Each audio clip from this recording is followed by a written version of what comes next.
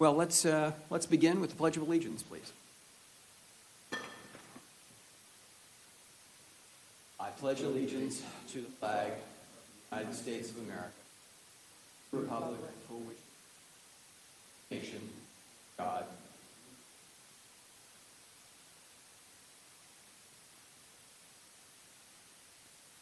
Well, let me begin with the call to order.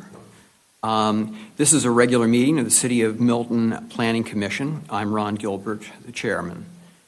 This is a 7-member commission appointed by the City of Milton Mayor and City Council, created for the purpose of holding public hearings,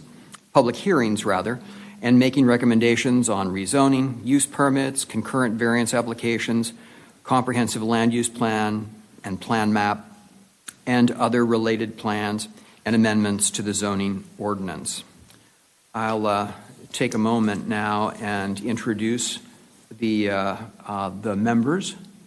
We have Zach Middlestead, Fred Edwards, Sumit Shah, Kurt Nolte, Jan Jacobus, and I think that's it. Please note that Marty Locke is absent.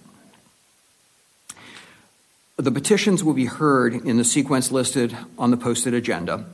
I would like to acquaint you with some of the rules and procedures for conducting this meeting. The applicant and all those speaking in support of an application will be allowed a total of 10 minutes to present the petition. The applicant may choose to save some of the time for rebuttal following presentation by the opposition. The opposition will be allowed a total of 10 minutes to present its position. If time remains, the opposition will be allowed to rebut.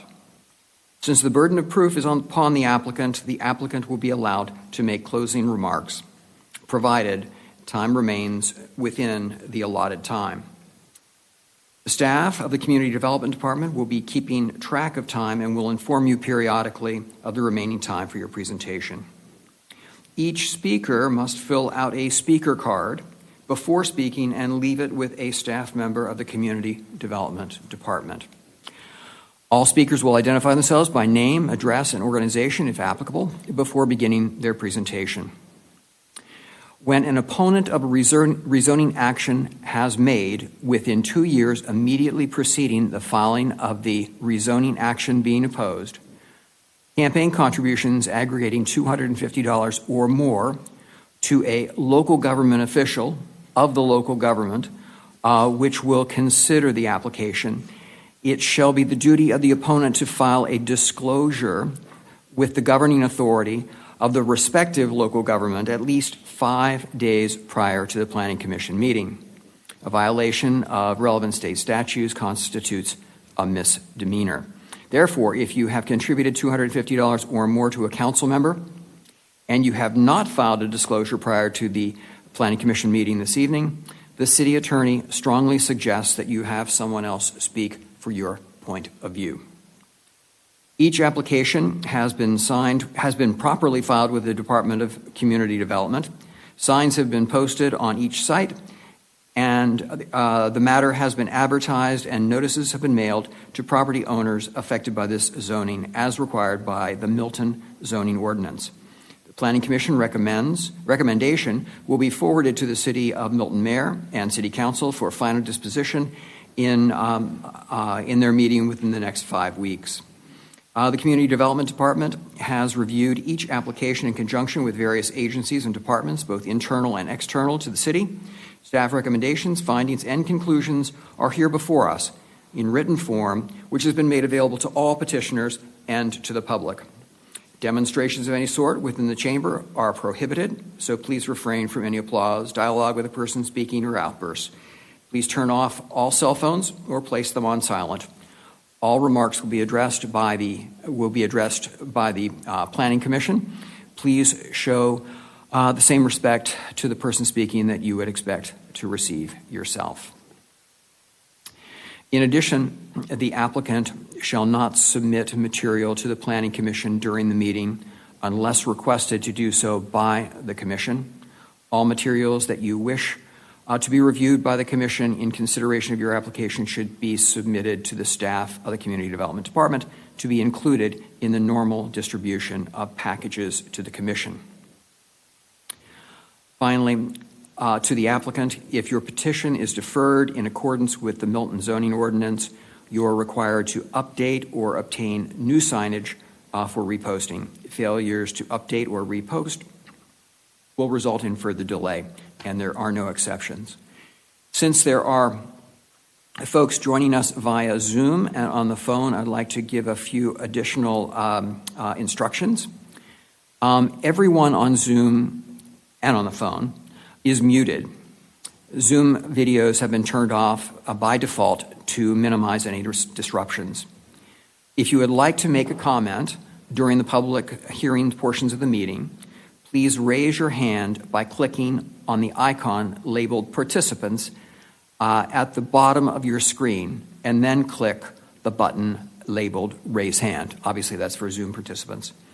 If you're calling into the meeting on a phone, you can raise your hand simply by pressing *9 on your keypad. Once the moderator calls your name, please unmute yourself for the Zoom participants, clicking on the microphone at the bottom of your screen, or by pressing *6 to the extent you're on the phone. That concludes our call to order. And I believe the next thing on the agenda is the election of officers. Is that correct? Correct. And Mr. Fricke can lead that election. So good at it. Okay. You've done this before, I know. Oh, a few times. What I prefer to see done is we have a nomination for a chairman and an individual, take him chairman and vice chairman separately. First, get the chairman nominated, have a vote on that individual, and then if that is unsuccessful, put another nomination forward. Okay. So just a motion from anyone to appoint an individual as the chairman for the 2021.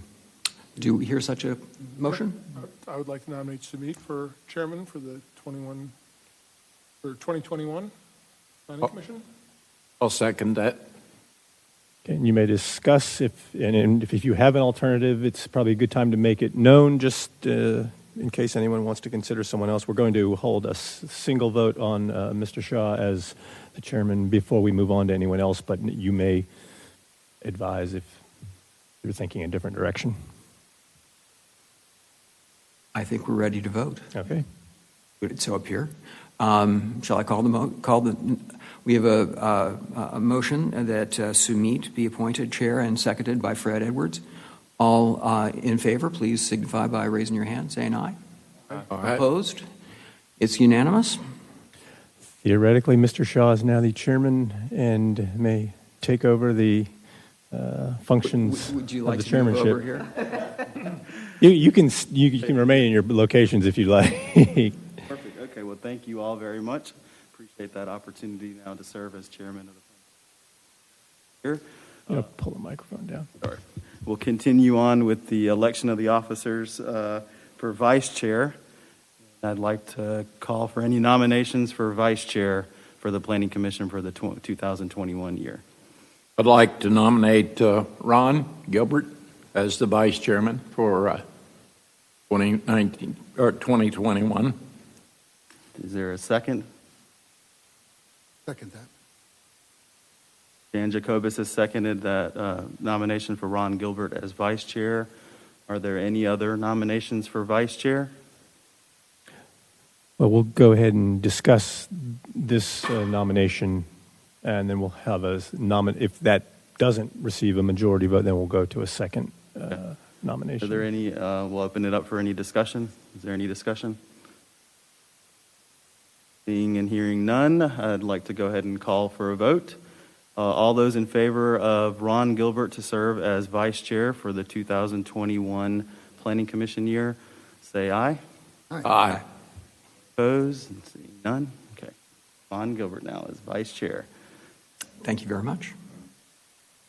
Okay, wonderful. So our next item on the agenda is the approval of action minutes from September 23rd, 2020. I know it's been a few months, but Anyway. Should we have public comment? Yeah. We have Oh, the I'm next sorry. item. No, there's no Comment? public comment. No public comment, okay. Provident, I do have one correction back under C, RZ 20-19. Okay. Third line, reading farm wineries consumption on premises of, it should say beer, not a bear, and/or liquor. Other than that, I move we accept the meeting of the minutes on Wednesday, September 23rd, 2020. Who seconded it? I'm sorry. Kurt.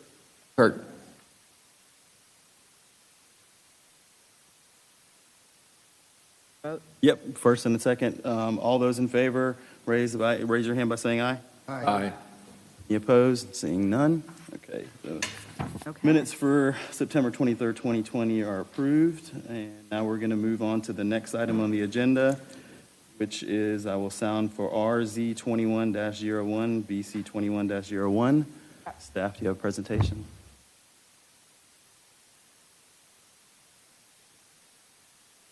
Is switch to the, oh, you're ahead of me here. This is to rezone from T5 limited to AL apartment limited dwelling district to correct a legal nonconformity with regard to density of a multifamily project that was built in 2001. No changes to the existing development are proposed, with a total of 554 units at a density of 18.43 units per acre on 30.05 acres, and a two-part concurrent variance to allow existing tennis courts, fencing, and existing swimming pools and fencing as shown on the site plan. So, with that said, I'll do a presentation. Again, rezoning from T5 limited to AL apartment limited dwelling. Existing, already said, 554 units, density of 18.43, and a concurrent variance. Just in general, the applicant is WRPV 14, I have to know my Roman numerals, Deerfield Village, Milton LLC, represented by their legal representative, Carl Westmoreland, who is here tonight in person. It was originally zoned A, medium density apartments, in 1997 under Fulton County, which it was part of a larger master plan zoning of apartments that contained 108 acres. The complex was finished construction in 2001 within the 30-odd acres, which was part of the above-mentioned zoning of that original 108. Basically what happened, there was a split of ownership prior to the city becoming a city. It appears around the same time that it was being built. So basically they squeezed, if you look at it, 30 acres with 554 is more than the 12 units per acre that was approved back in Fulton County when it contained the full 108 acres. And so that's one of the reasons for the purpose of this rezoning, is to correct that legal nonconformity for density. Also, based on the current zoning of T5 limited, it was determined by the city attorney that if more than 60% of each structure is destroyed, it could not be rebuilt to the current configuration. So, for example, Mr. Westmoreland actually brought another similar situation off of Deerfield Parkway with another apartment complex 5 years ago, whereas when there's a change of ownership, sometimes some lenders require the new owner to make everything correct, in the sense that, let's say if a tornado comes through or a fire comes through and destroys one of the buildings, it was determined by the city attorney that they'd have to rebuild to the T5 limited form-based code. Well, they don't want to do that because this is more garden style as apartments, and so therefore that's the reasoning of this rezoning coming before you, is just to be able to correct that nonconformity, as well as to have the ability to rebuild it as it was. And the reason why also it's not being rezoned to a medium-density apartments is that because of the higher density per acre at 18 plus or minus, in the ordinance, zoning ordinance, a medium can only be up to 12 units per acre. So that's why they didn't come in for T5 limited to A, which it was previously prior to us incorporating the form-based code. So that's the reason why we're here tonight, or the applicant is here tonight to request that rezoning to fix the nonconformity, as well as allowing, if for some unfortunate reason a building or buildings are destroyed, they can rebuild them as they were. With that said, at the end, when we get to the end of the zoning conditions, I've included a zoning condition that if a property owner, whether it's this one or one in the future, because the zoning carries with the land, let's say if they thought, we're going to take down all 554 units, we're going to start from scratch, then they would be required to develop it at form-based code development standards, and the city, they would be required to rezone it back to T5 limited. So, Does that only happen if they all burn down, or is there a point where of the number of buildings, half of them burned down? So that backs to the first part. So the reason why in part why they're here is that if there's two or three it's only one building. If it's 60% destroyed, they'd have to do everything as T5 limited, and that's very that's a really difficult thing to do when you have tens of buildings that are totally fine. I'm just saying, let's say in 15 years, the owner says, I'm tired of these buildings, let's just start all over again. Let's demo all the buildings and just redevelop it. That's what I'm speaking of. That they would be required, if this is approved, with the condition that it not revert back, but that it be rezoned back to the form-based code and be developed with the form-based code regulations. Does that make sense? Robin, what Yeah. would happen if they chose to redevelop half of the parcel as opposed to the entirety of the parcel? My point. Yeah, that's where I thought you were going.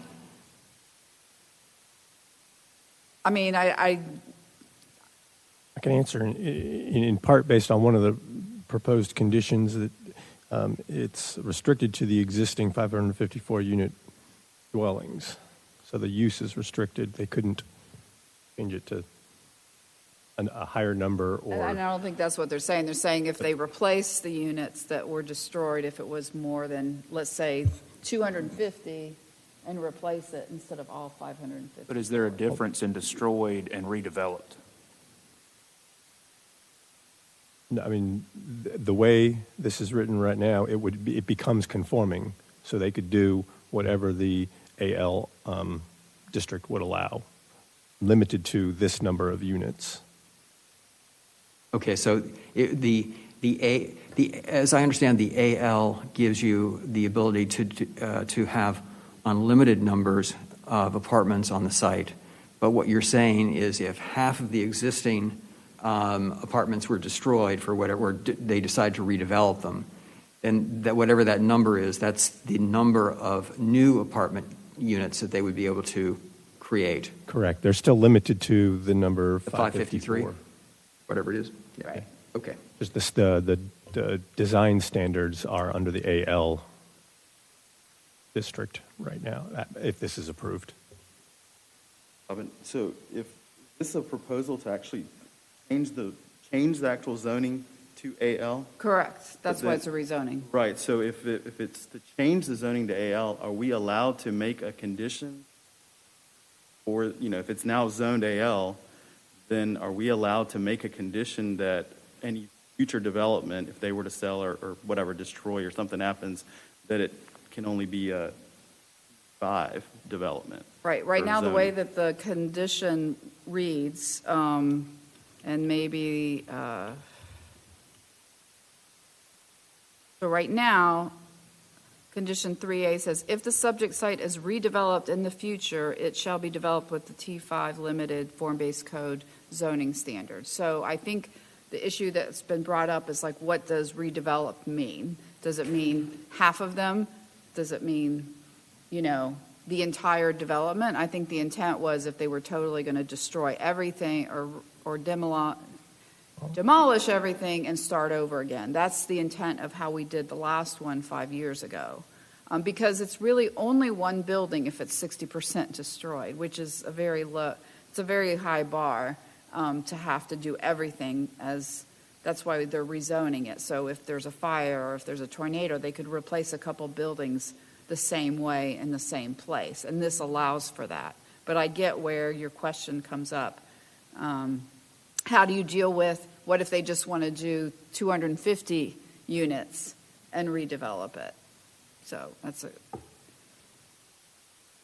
Yeah, so I mean, again, that's the question, because what you're saying is zoning it, which, I understand that moving from T5 to AL, but then are you allowed to make a condition for anything else in the future that now it has to fall back into the T5 zoning standard? Because now you've actually rezoned it to AL.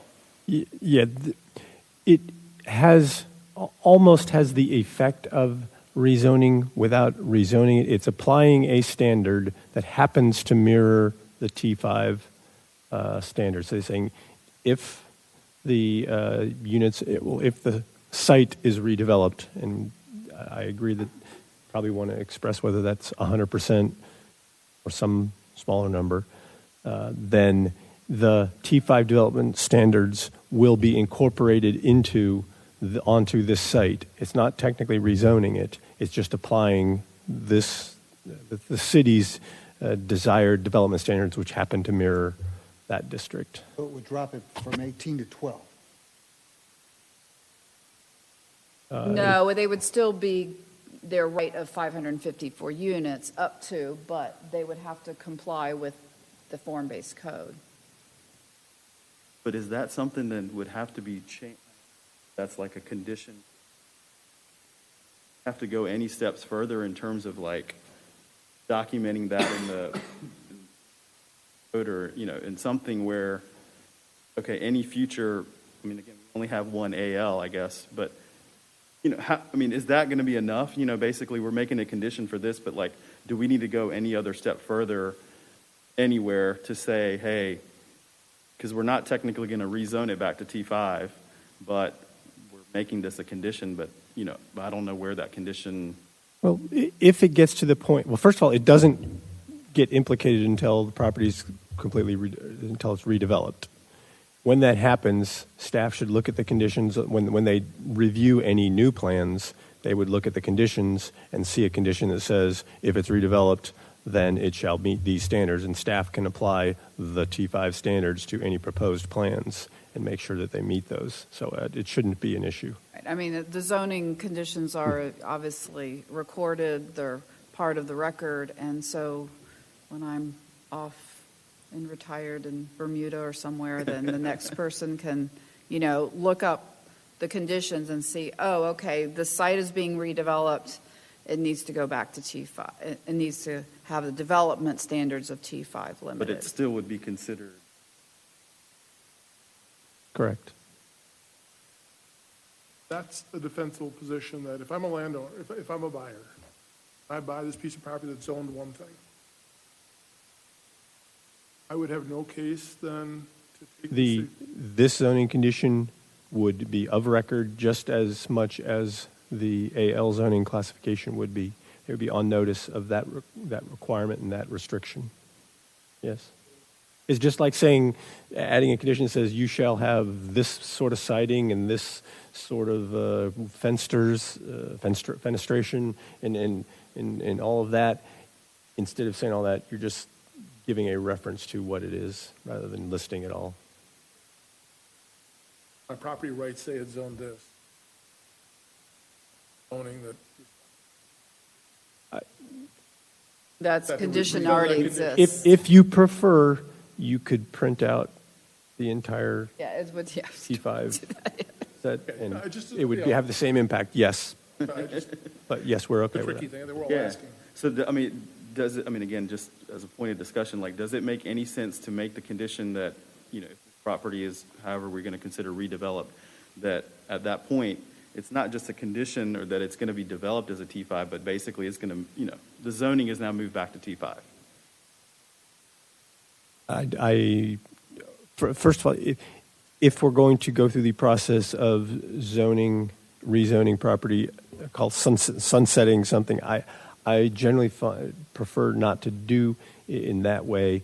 At a minimum, I recommend every jurisdiction go through a formal rezoning process. It would just be a case of the city would institute a rezoning process to return it to that property without a commitment. I can see the city initiating the rezoning since if you agree with that with the compliance or agreement with the property owner at the time. Right. So, I mean, and that could be, we could add that into the conditions, right? That basically we say of record that the city will, on a redevelopment, will, prior to approval of that redevelopment, the site will be rezoned to a T5, for instance, or whatever. I wouldn't bind the city to that. The decision has to be a weighed and considered decision with the ability to decide to approve or deny it. So it'd only be instituting the process, which is why I generally say they could do that at any time. So I generally tend to say if the city wants to do that, they can do that. Otherwise, we'll just put in the requirements into this condition. The role is of the Board of Zoning. Seems like we're voting on rezoning. What's the role of the zoning board? Is it something I thought I read somewhere, and I can't find it right now, that they have not weighed in on this. The role of the zoning board? Yeah. You, the planning commission. Yeah, but now we also have a zoning. Right, but I mean, you as a planning commission, per your bylaws, as well as the ordinance, you have you make recommendations for approval or denial or deferral of rezonings, use permits, concurrent variances. You also deal with, ultimately with a comprehensive plan. So you're a recommending body. You don't approve or deny. You just forward your recommendation to the city council. Does that answer your question? Kind of, but again, if that's our role, then what's the role of the board? Well, we have a Board of Zoning Appeals, but they hear variances, primarily variances, whether they're primary variances, which are to change specific regulations, is it 10-foot setback or a 20-foot setback. They also hear some appeals, or what they call secondary variances, appeals of decisions that are in the discretion of the staff, typically. Right. So that's the Board of Zoning Appeals, yes. What we do impact? No, not at all. And in fact, Mr. Westmoreland could also state, or he could reaffirm what I'm saying, is that he reached out to that owner to see if they wanted to come in together so that they could have zoned it at just at the 12 units per acre, but they weren't interested in, at least he didn't hear, he can speak to that, but it did not happen. So they would remain at the T5 limited, so. And I can't tell you rhyme nor reason. There's been, we have probably about 5 or 6, maybe 4 or 5 different apartment complexes, rental apartment complexes, and that they change hands. Some of them, the lenders or the purchasers require this to be done, and some don't. So, like I said, this is the second one that we've done since we've been a city. So there's no rhyme nor reason why some do and some don't. We just, when they do want to do it, we work with them to make that happen. So anyway, so let me just, as you can see, the zoning for the form-based code, the zoning in the future land use map is the same map, and then here you have the development that is T5 limited. This is the existing site plan. There is a little tail that comes off here, but it's basically just land. It's in your packet, and this is where all the existing buildings, you can see This is the swimming pool, here's the tennis courts, there's another swimming pool on over here. And so I am not sure why that these weren't dealt with at the time. Maybe they didn't foresee it, but that's why we have the concurrent variances to allow those structures and fences to remain where they are. On that, back to that slide, there only one entry No, that I could, no, there's two. So there's one Two? off of Morris right here. yes, that I got. And then there's, if you go down this little road, there's another entrance on the side here. Okay. On the south side. Off of that Yeah, stub road. right. Near the playgrounds. Yeah, Yeah. stub road. Okay. Yeah. Okay. So the CZIM meeting, nobody came in person or via Zoom as far as participants. The applicant was there, of course.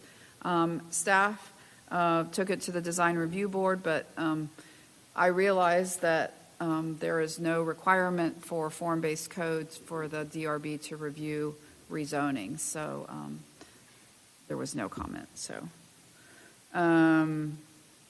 applicant held their public participation meeting on January 7th. Again, nobody came in person or via Zoom as far as participants. The representative was there as well as the owner. And just that the site plan meets development standards for the required AL limited dwelling zoning district, except for, aside from the development standards for AL, which it does meet, there's different section of the zoning ordinance that the pool for a community as well as tennis courts are required to meet. So just going back through standards of review, the proposed use is suitable with the adjacent and nearby uses of multifamily and high-density single-family developments in the area. It's staff's opinion that it may not adversely affect existing use or usability of adjacent properties if approved with the recommended conditions, and that the subject may have a reasonable use currently zoned T5 limited. Because the development already exists, there will be no further impact on existing streets, transportation facilities, utilities, or schools.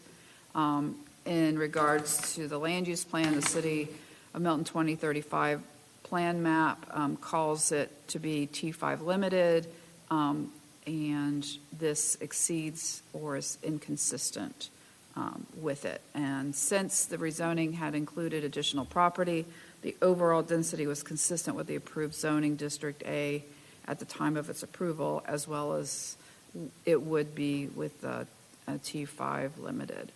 The existing development is consistent with adjacent developments in the area and therefore supports recommending approval to AL.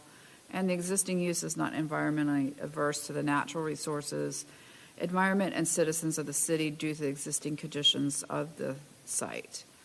In regards to the concurrent variances, relief if granted, these are the considerations that we look at would not offend the spirit or intent of this zoning ordinance.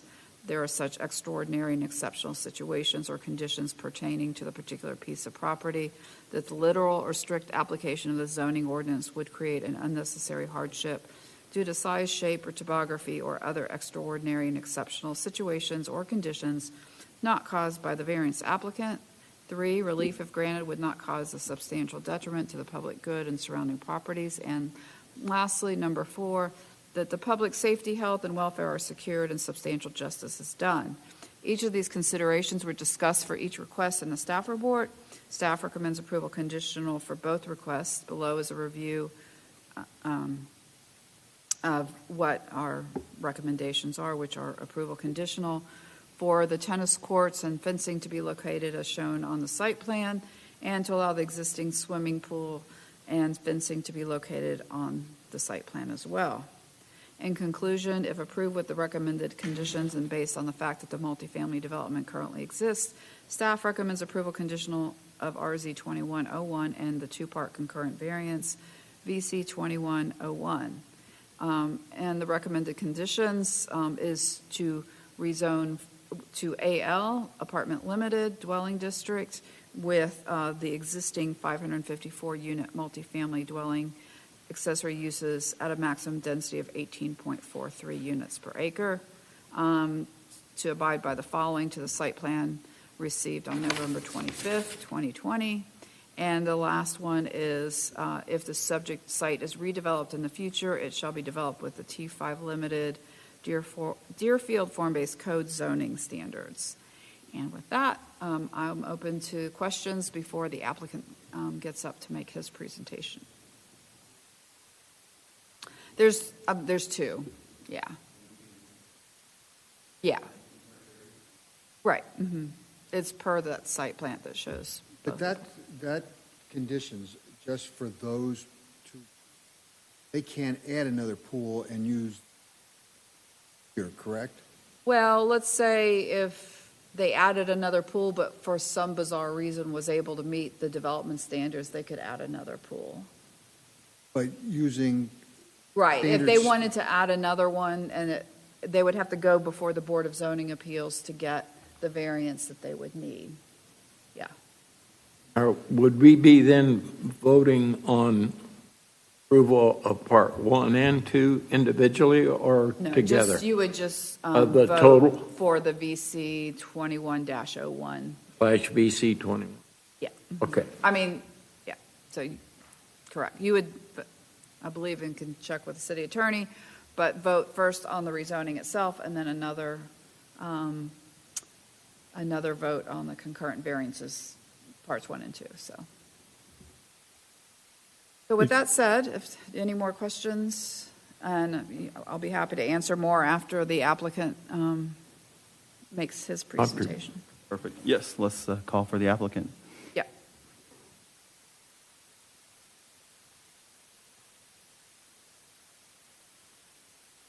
And just please state your name and address for the record. Thanks. Yes, my name's Carl Westmoreland. My address is 3343 Peachtree Road, Atlanta. And congratulations, Mr. Shaw. Thank you. To address the concerns. As Ms. McDonald said when she gave you the history of this, this is identical to a situation that we had in 2015 with the North Park apartments on Deerfield Parkway. This particular property was rezoned, as you heard. It was developed in 2001 under the Fulton County regulations. It was split in two between Hines and then Berkshire. This is the Berkshire part of the property. It had disproportionately more units, so that's why it's higher than the aggregate is fine, but as you also heard, we were not able to bring in that other piece. When I was contacted back in the fall when Waterton, who is the owner and applicant, had the property under contract, they said in their due diligence, we found out that we've got a legal nonconformity with regard to density. What do we do about that? Fortunately, I had also been involved with Ms. McDonald in the city back in 2015 on this other one. It's an identical situation. And a lot of your conversation, I think, had to do with the enforceability of the T5 redevelopment standards. That condition applied before. We understand it. I think, I'll defer to your city attorney, I think you might have some problems requiring an automatic reversion to T5, but I think it's very clear that any redevelopment of the property would have to comply with the T5 standards. You couldn't redevelop it at 18 units an acre. Similarly, if to the question about the variance, if they wanted to build another pool, obviously couldn't build any more units, couldn't build another building, but if there was an accessory structure, it would have to comply with the current City of Milton setbacks. This does not allow them to come in. Nothing's being moved. The pool and the tennis courts, which fortunately are on the side where next to vacant property, are right where they are. Nothing's being changed. Again, this is nothing more than allowing the legal nonconformity to be corrected because it was developed pre-incorporation of Milton.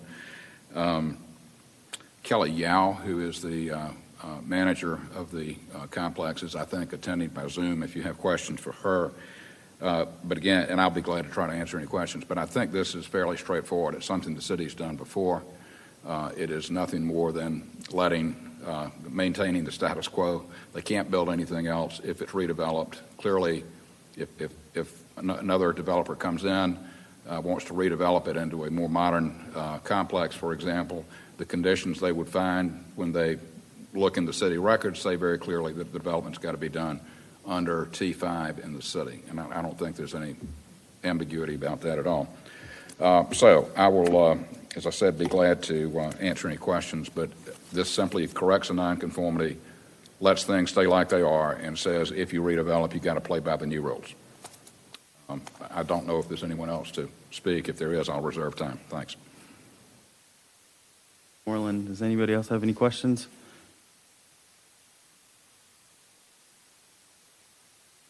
I don't see anybody that wants to speak via Zoom. So. On Zoom, okay. I don't have anything else unless you've got questions. No questions. Thank you very much. Okay, does anybody else have any questions for staff? I'll open up the floor for discussion or motion. Make a motion that we approve RZ 21-01. Second. I'll second it. Yeah, Mr. Middlebrooks. Okay, is there any discussion? The only point I just want to make sure in terms of approval is, does this, your motioning include that condition? Right, per staff recommendations. Per staff recommendation. Yeah. Mm-hmm. Yeah. And then do we have any other discussion about redevelopment? What we're going to consider redevelopment? All right. We got a motion to approve and a second. We'll take a vote now. All in favor, please raise your hand, say aye. Aye. Aye. Anybody opposed? No. Hearing none? Okay, that motion has been approved and we recommend that to the City Council. And then now, would you do the concurrent variant? Yeah. Yes. Now we will have any motion or discussion for VC 01, the concurrent variances. I would like to move that VC 21-01 be approved per staff requirements. Commissioner Second. Nolte has seconded. Okay. Okay, any discussion? All right. All right, we'll take a vote for VC 21-01 to be approved as staff has recommended. All those in favor, please say aye. Aye. Anybody opposed? No. Okay, great. Thank you. Thank you. Thank you, Mr. Westmoreland. Thank you. Okay, the next item that we have is RZ as a text amendment, RZ 21-02, Section 64-1, definitions as it relates to driveways and large lot incentives. So this definition is a key component for the large lot incentive. Thank you. That was approved by the Mayor and City Council June 18th, 2018, I'm sorry. It was approved along with some other ordinances in the subdivision ordinance, which is outside of the purview of the Planning Commission, but to allow incentives for the development of large lots, 3 acres or more. So one of the items, or the big items, that is an incentive is that if you had minimum 3-acre lots up to 5 lots, you did not have to come through for a preliminary plat, but it was considered a minor plat. So right now, anything more than 3 lots, let's say if they're 1.5 acres or 1 acre or 2.8, they all have to come in. Even if it's 4 lots, they have to come before the Planning Commission for a preliminary plat. Well, with this, at the time in 2018, the change said, okay, we're going to let you do a minor plat, which is more of an administrative process through staff, and then ultimately on the consent agenda of the City Council, we would allow you to do up to 5 lots, so long as they were 3 acres. And there are some other items, like you didn't have to do sidewalks, you could do your detention on each lot, you didn't have to do a separate detention lot, so it saves money as far as development costs, et cetera. At that time, since it was a new concept, staff recommended to limit the number of lots to 5, and it all is dependent on accessing a street via a modified single-family residential driveway to 5 lots. So Typically, in a subdivision, like especially a 3-lot subdivision, you're required to have 35 feet of frontage on a road or a street. And this ordinance allows it to be not to have that frontage. So I'll show you an example of what that looks like. And it's a 4-lot subdivision off of Sweet Apple. And you're like, well, that Sweet Apple is a gravel road and they'd have to do 3 acres. Well, that's true. But with the incentives, you can see that these lots, let me see so there's 1, 2, 3, 4 lots. But there's not a stem that goes to get 35 feet. They're not flag lots. But they created a shared driveway, you see here. It's not a road, it's a modified driveway that allows them to have access to these large lots that otherwise they wouldn't be able to do it that way. As well as it allowed for these gravel roads to be developed in a little bit different way than what normally would be. But it doesn't just apply to gravel roads, but that's an example of that modified driveway being able to be utilized for that large lot subdivision. You can see it was 4 lots. So it didn't come before you as a preliminary plat. It went as a minor plat. So the other example that we've had is over off of Hickory Flat on the western end, right before you get to the Cherokee border, and it comes off of, it's next to Hickory Crest subdivision. So you see this is Mr. Glossen's property, and he subdivided them into 4 lots. I will say, this lot here will eventually be developed as a regular subdivision off of this stub road that was interparcel. But these 3 lots remain. So you can see that this lot back here doesn't have frontage off of Hickory Flat. Okay? So they have a shared driveway here. And so that way, it encourages there to be large lots, as well as, for this 4-lot subdivision, they didn't have to develop a separate detention pond. Now, when this does get redeveloped up here to the north, they will have a detention pond, and then it'll just be the 3 large lots in the front. And apparently this lot is one of the highest elevations and has a beautiful view, so the developer wanted to be able to take advantage of that view off the hill. So that's 2 of the examples that we have that have happened since the change. But going forward, we believe that we're ready to kind of open up the gates and allow unlimited number of lots to be able to encourage development of larger parcels. But they still have to conform to fire marshal requirements, so it's not like they get to do whatever they want to do.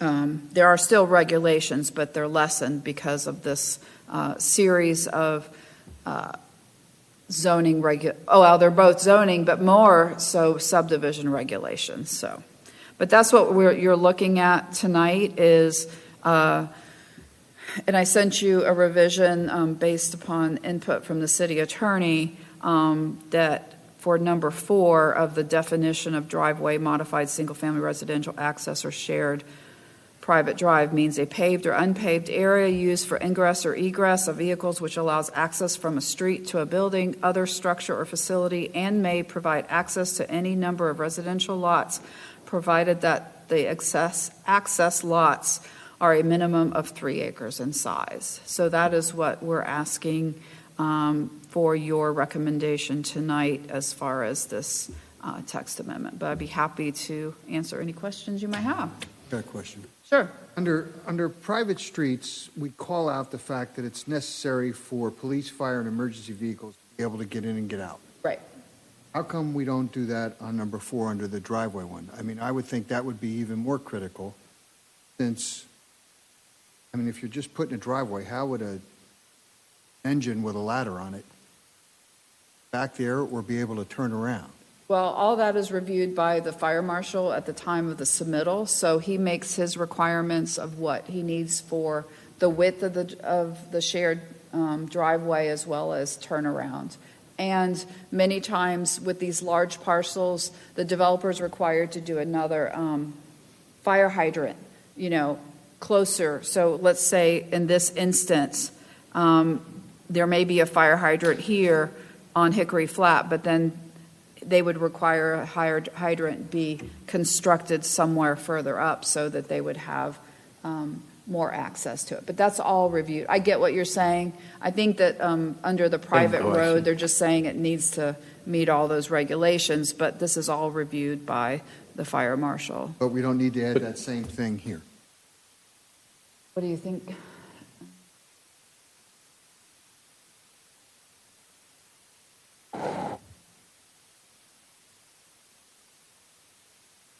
I guess if you distinguish between a private street and a driveway, it makes a difference. If the driveway is considered a private street. I don't think it's a private street. I mean, it's a driveway. It's not a street. The restriction on first I can say you're welcome to add it if you are uncomfortable with it being there. In terms of whether it has to be there, it doesn't, it's not legally required to be there, just if, staff can I guess I was thinking more about the protection of somebody that bought the lot. Right. I mean, Because it's they're all assuming that Milton would make sure that they could get there if need be. and it's reviewed by the fire marshal very carefully. So I would assume driveways have been allowed before this, Right. and apparently we've gotten through without having Right. this being a problem. I mean, we have driveways that are 800-900 feet down to get to the actual house. I mean, that's not the safest thing, but they're typically a flag lot or maybe a very, very large parcel that has lots of land, but the house sits in the back. So they have a driveway. It's just a private driveway, and it's not shared. So it's up to you. So, any other questions? I had the same point there, was how if private streets had to have this, why wouldn't a driveway? What about the private driveway? Does the city have any sort of standards for that, or does the developer just do that in their own agreement? They do it internally, and they would have like an HOA a small HOA or whatever, just like with a private street, in a subdivision, that they have their requirements and everything. Or if it's gated. I'm sorry, what? Or if it's gated, same way. Right, but I mean, most of these they're not gated. I'm not saying they couldn't be gated, Right. but, it doesn't really matter whether they're gated or not. I mean, they'd still have to share the cost of upkeep of that shared driveway, just like a private HOA or private street would, so. And are we okay with saying any number, or do we want to have some sort of a limit on, how many lots can have this shared driveway? The idea was to have unlimited. We didn't want to restrict it. Obviously, if there gets to be, it really becomes a de facto private road. They just don't have frontage on a street. So it just gives more flexibility and creativity for the applicant to be able to make these large lots work. But at what point does a developer say he's just going to make this a driveway, not a street, and take a piece of property like that and put 10 homes down it? And it could be very large lots and large homes, but just say it's just a driveway. That's what, versus building a street that would be appropriate for an area where you have 10 homes. in the end, it could look like a street, but it's not meeting the regulations of a lot needing to have a frontage on a street. It just gives, it could happen. There could be 10 lots, but that's the responsibility of that HOA and maintaining that shared driveway, basically a de facto private street. But everything would still always be reviewed by the fire marshal and all that to make sure that there's access, that there's fire protection, there's hydrants required. I think, Yeah. I'm sorry. Go ahead. Well, I think the addition of it was positive in the fact that, we're trying to encourage large lots. So if we were limiting it to 5 and somebody really wanted 10, by having a number in there, Well, because it's in the subdivision, there's a lot of different places that it's in, so it's not just getting a variance to the zoning ordinance. It's like a recipe for a cake, and there's all these different ingredients that make up it. So that's, so not only, you're just looking at the zoning part, but once it goes to council, we're going to be adding in the subdivision regulation changes, which there's quite a few.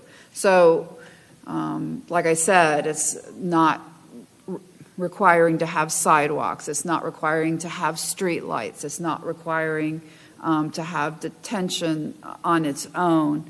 There's just multiple things that we're trying to figure out how to incentivize to have developers or owners to do large lots. So, right, yeah.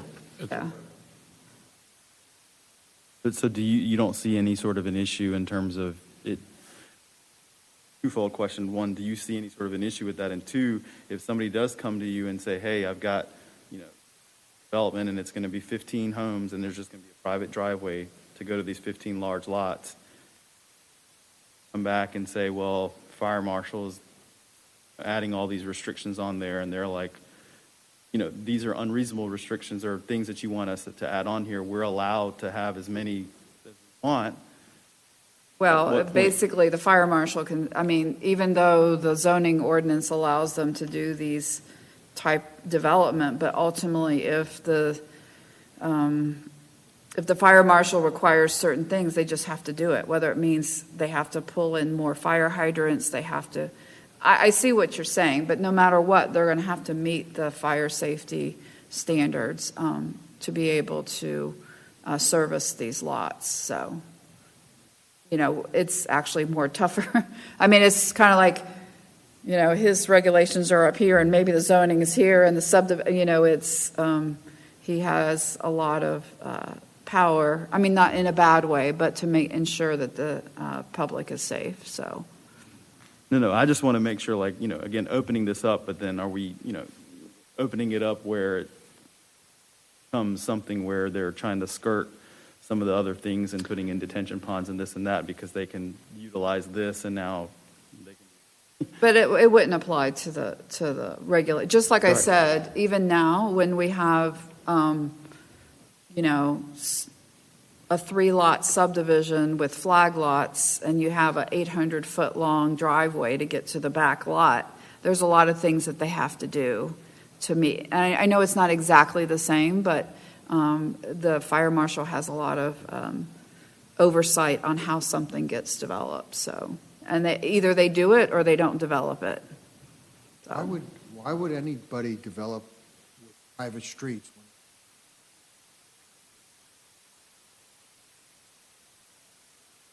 Well, that's the point. I think if they had 3 acres, a lot of people do a lot of subdivision. I get it on the smaller tract. This opens up for the larger tract. Somebody that's got 50 acres or 100 acres. What stops them from making driveways, getting all around what would be required if they were private streets? If they were private streets, they could put 1 home per acre. Whereas this way, they're guaranteeing 3 acres. That part of it.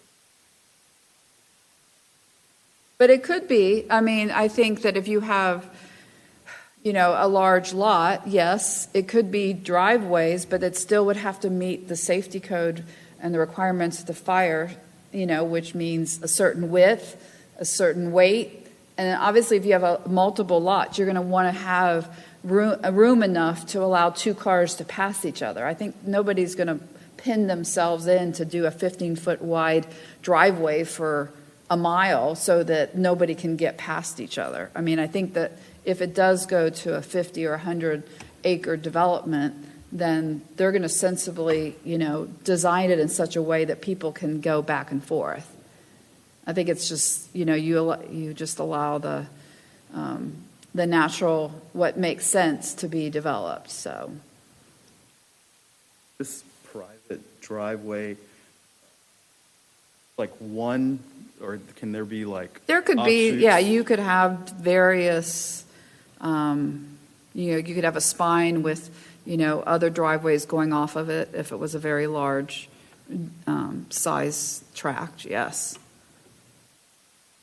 And then, so is there anything else that would have to be encompassed into this definition to handle those situations where you've got, it's going one way here, one way the other way? I mean, I don't see any, again, there's a lot of other issues that are addressed in the subdivision regulations, and then obviously the fire safety has regulations. So, if it becomes a large development, they're going to have, even though we were calling them driveways, they're really de facto streets, private streets, because they're going to have to supply the water, the fire hydrant for so many, every linear feet, 600 feet or whatever it is. And if you have a large tract, they're going to have to put those in. So I don't see anything that would have to change based on this, just on this definition, so. So like, for example, just to kind of visualize this, if you have a community that's gated now and everything, all the streets inside are private, right? Same kind of concept here. I mean, let's just say they don't have a gate, but right. It's the same concept, right? Right. So whatever they got on the inside, and obviously they got to meet all the code requirements, but that's their if they've responsibility. got kind of, what we visualize as normal streets in a subdivision, they can have that. That's still considered a private driveway, Right. I guess. Right, and then So they they've got- oversee that maintenance and making sure that it's safe passage or repairs that they would be required to do and all And that. would it still just be one street name, or would it actually be different street names that allowed? I don't know. I think it would just be one main street name, and even if you had driveways off of it, we would address the different, it may look like a long driveway or whatever, but we would address it off the one main street. But to be honest, we'd have to look at each situation individually to see what make it work. But in all probability, it would be off of, it would be off of the one drive, so.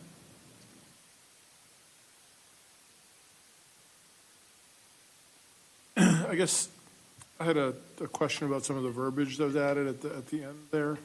I'm wondering if it isn't a little ambiguous where it says, and may provide access to any number of residential lots provided that the accessed lots are a minimum of 3 acres. Do we need to say are each a minimum of 3 acres? I was going to ask for that to be added. Okay. Actually, I was waiting until you got through it. Okay. And I wrote this yesterday.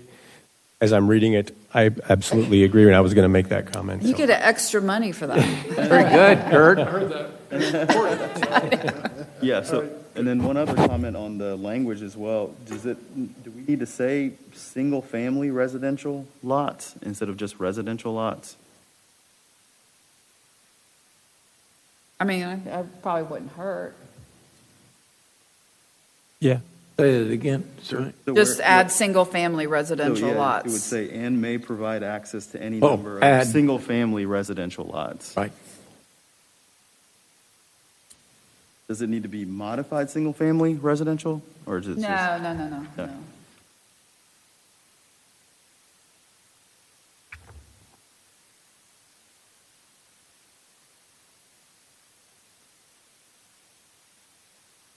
Anybody else have any other questions for staff, comments?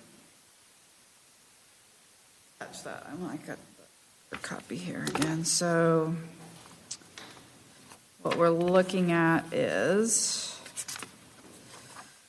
I got the may provide access to any number of single-family residential lots, provided the access lots are each minimum of 3 acres in size. Okay.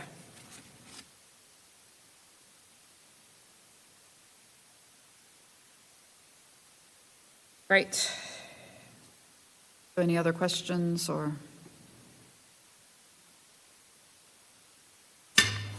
Okay. Good. We just need to make a formal vote on that Yeah, definition? we'll need a vote on that. Okay. So, I sound for anybody to make a motion? I'll do it. I'd like to move that we approval of RZ 21-02 with the changes to the redlined verbiage to read, and may provide access to any number of single-family residential lots, provided that the access lots are each a minimum of 3 acres in size. Is there a second? Second. Second, Mr. Commissioner Edwards. Okay, all those in favor say aye. Aye. Opposed, no. Okay. Thank you. Very good. Thanks for all your input and questions. So the next text amendment is Section 64-1609, swimming pools, as it relates to location of swimming pools on flag lots. There's been instances in the past where a property owner has a flag lot and wants to construct a pool where it is technically in the front yard, but it is within their quote-unquote backyard. This proposed text amendment would allow staff to determine if a variance is needed to allow swimming pools in the front yard. And I included an example of a situation that's fairly typical. You don't see the whole thing, but there's a couple, I think there's a lot on the right side, there's a lot in front of them, they're squeezed in the middle.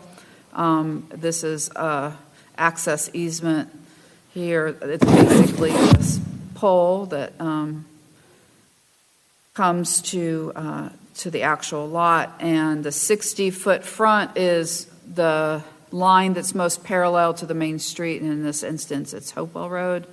So that's the front, but the way that they had built their house, it's oriented toward the shared access area, and to locate the pool, they ended up in the front yard. So this is a pretty typical example of what we're speaking of. So anyway, with that said, we are, let's see, did I include, I was rushing. I did not include the actual verbiage of the text amendment, but you have it in front of you as well. Under 1, detached dwellings, swimming pools shall be allowed inside and rear yards of single-family dwellings in any district. In addition, swimming pools may also be allowed at the back of the house on a double frontage single-family residential lot, or in the front of the house, or in the front yard on a flag lot, provided such alternative location is approved by the department, which shall approve the location if the purpose of the zoning ordinance is maintained with the proposed location. So that is the proposed text amendment. And so with that, I can answer any questions or comments. Can you back up and re-explain on the Double frontage? no, how you determine based on that lot What's the front? that that's the front? How yeah. would we, if we were sitting in here Right. doing this as a new Right, so building? like I said, so here, let's pretend this is Hopewell Road here. Oops. I didn't I'm do sorry. that. Wait a minute. So this is, let's pretend, so this is the stem, so this is the flagpole. Yes. And so there's a lot in front of them, they're not showing it, that has a full frontage on Hopewell. And then there's another lot behind them that shares this shared access. They built kind of like a turnaround over here. But this, so basically what happens is you don't start measuring the setbacks until the bottom of the flag, which is the most parallel to the street, the true street, which is Hopewell. So this is the front. So the stem doesn't account for any setbacks. It's just a stem. And then this would be a side to the north, and this is a side. You answered the question, but when you said this road Hopewell, which is not on Right. the plan, is really the road, not Right. the stem. Correct. So you're saying also, and I know we're sidelined a No, little it's bit fine. from this, that their address would be Hopewell. Yeah, this is a Road. little, normally it would be, and for what, this was done in Fulton County, and their address actually is Fossil Trace, which that's not Yeah, what I'm not we holding do. to you. I know, that's I'm not trying how to we do explain. flag lots. We would have assigned addresses off of Hopewell. Okay. So this is, I couldn't give you the perfect scenario, but it is still a stem. It is not a road. You can even see it's an access easement on that plat, even though they called it out and the address is that. But typically we don't, for a flag lot, we don't give them another street name. They just, whatever the flag is off of, that's the street that they get address. More than you ever wanted to know about flag lots. Well, now, I think that we need to discuss flag lots.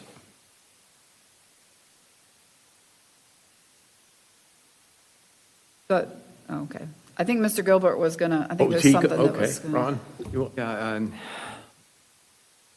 it's interesting. This evening, we have two things in front of us that relate to, this relates to flag lots. And tomorrow evening, we're going to be at the CPAC meeting. And as I think all of you are aware, we're going to be discussing flag lots tomorrow night.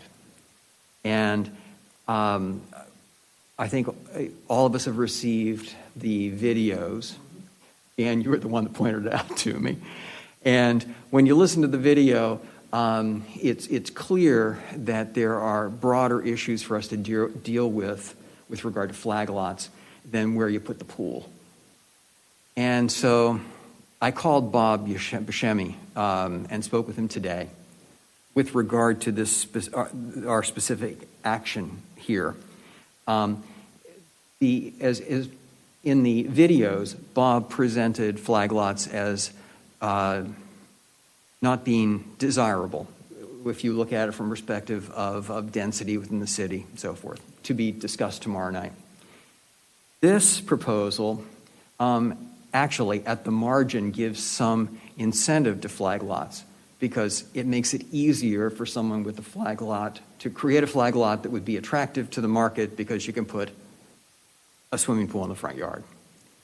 And so Bob and I agreed that to the extent you folks would like to do this, that we defer consideration of this request this evening, pending our discussion, the outcome of our discussion tomorrow evening, so that we could decide whether this was appropriate, if a sense of the body tomorrow night is supportive of this sort of a text amendment, then clearly staff would bring it back next month and would move forward with it.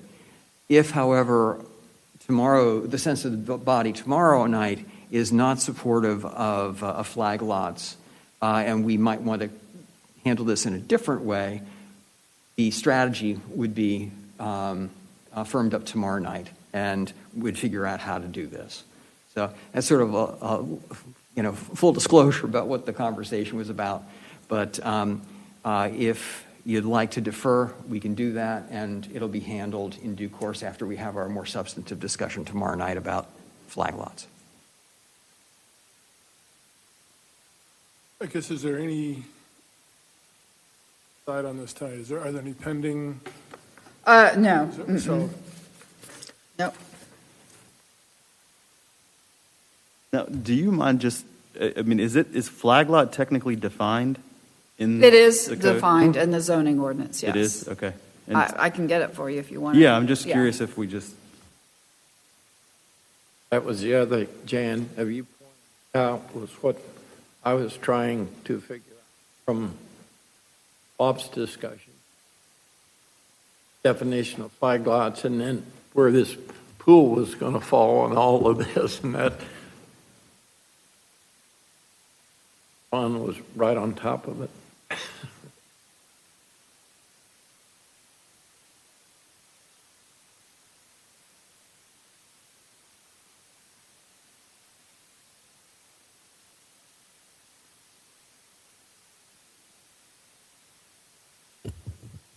You want me to read it?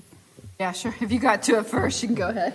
Okay, so a flag lot means a lot where frontage to a public street is provided via a narrow strip of land forming a pole or stem to the buildable portion of the lot.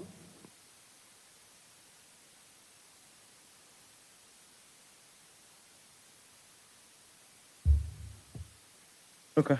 I mean, anyway, I was just curious just to make sure because I know it wasn't actually, defined or capitalized in the proposed definitions or whatever. So that's why I wanted to make sure that we actually had a definition for flag lot somewhere. Robin, over the number of years that I have on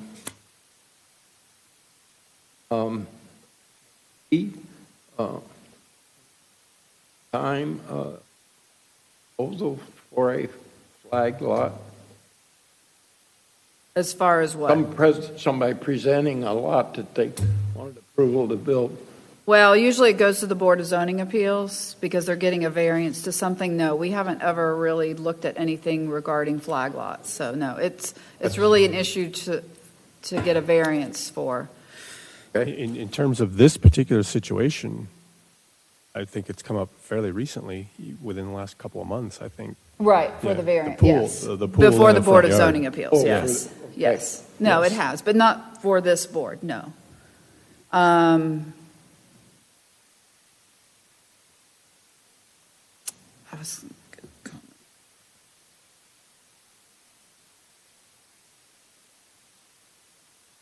I was just, and this is information that will be shared tomorrow, or you can ask, but just for your edification, City of Alpharetta eliminated flag lots in 2001.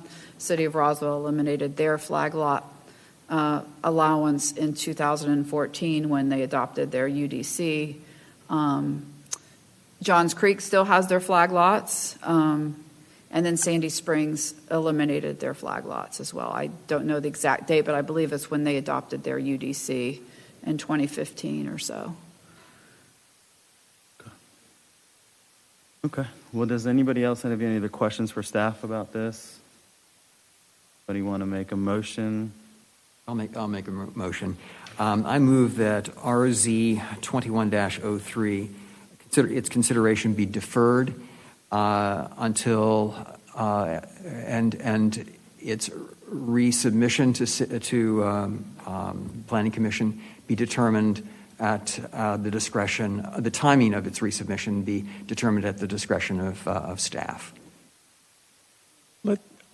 Because it's because it's theoretically set on the agenda to go to the city council, I don't know that we can indefinitely postpone it per staff's discretion. I'd prefer if you, based on what I've heard, the discussion, coming up in the interim, it seems like a 1 month delay might, because it's not terribly complicated, it seems like 1 month delay might be more preferable. Fair enough. Or you could make it 2 months. It doesn't matter. I mean, I don't know if. Yeah, we can defer again. Let's just. I move that RZ 21-03 be deferred until next month. Okay. Okay. Does anybody have a second? Second. Commissioner Edwards seconds that. All right, any discussion? All right, all in favor, please raise your hand. Anybody opposed? Okay. RZ 21-03 has been deferred to the next meeting in February. Okay, and if nobody else has any other announcements or anything, or questions, we can make a motion for adjournment. I move we adjourn. All right. Second that. Second. All right, all in favor, please say aye. Aye. Aye. Thank you. We are adjourned.